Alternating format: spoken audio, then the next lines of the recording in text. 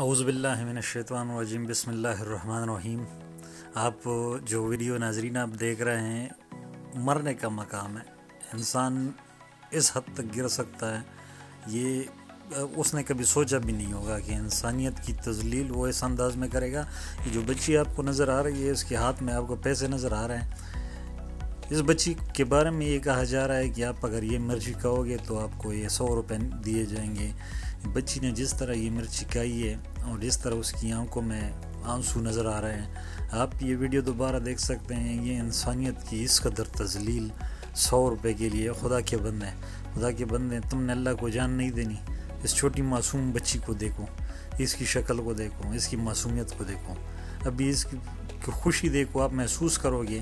ابھی یہ اس کی آنکھوں میں دیکھو، یہ آنسو، اس آنسو کو دیکھنے کے لیے تم نے ویڈیو بنائی، تم نے اس آنسو کو دیکھنے کے لیے خدا کے بندے اس پری کو رولانے کے لیے 100 روپے کی شرط تم نے لگا لی۔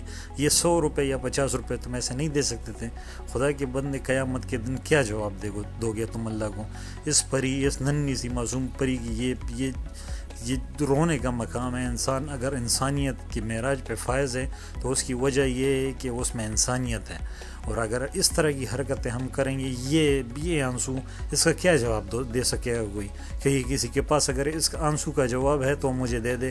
مجھے تو سوچ کے رونا آ رہا ہے، سوچ کے مجھے غصہ چڑھ رہا ہے کہ خدا کے بندے، جو بندہ یہ ویڈیو بنا رہا ہے، جو انعام کے لالچ میں اس معصوم پری کو یہ زہر کھانے کو دے رہا ہے، یہ اتنی کڑوی جو ہے چیز، اتنی کڑوی چیز وہ کھا رہی ہے سب اس لالچ میں کہ مجھے 100 روپے انعام ملے گا، تو پھر اس طرح تو انسانیت کہ مجھے تو کم از کم انسانیت سے اعتبار اٹھ گیا ہے۔ اور میں ابھی انتظار میں ہوں کہ ابھی یہ وقت آنے والا ہے کہ ہم پر اجتماعی شکل میں ایسی آفت نازل ہو کہ ہم تباہ و برباد و رسوا ہو جائیں۔